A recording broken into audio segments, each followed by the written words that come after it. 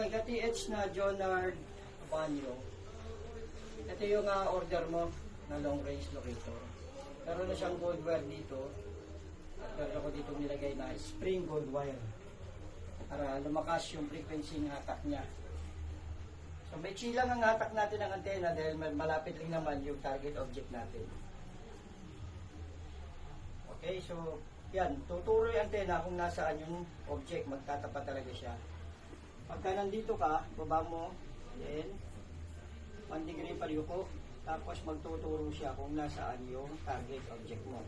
So nagkaroon ka na ng dalawang cross line, ibig sabihin, nandito sa line na to yung target mo, kaya pwede mo na siyang tapatan kung nasaan siya.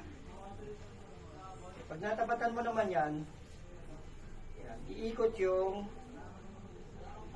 locator mo, yung long range locator na may gold wire. So, kung titingnan mo, tapat na tapat tayo doon sa object. Kapag umalis ka dyan, hihina yung ikot na dahan-dahan, then hihinto siya umikot. Okay, so doon lang ang paggamit nito.